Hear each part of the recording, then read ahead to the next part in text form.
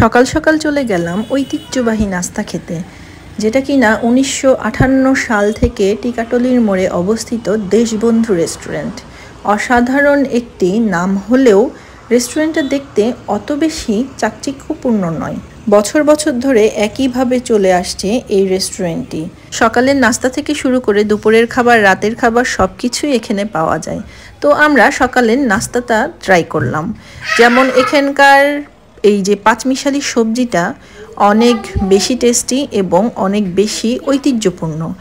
আর এই যে সুজির হালুয়া, যেটা পরোটা দিয়ে খেতে খুবই ভালো লাগে, আর সাথে আছে ডাল।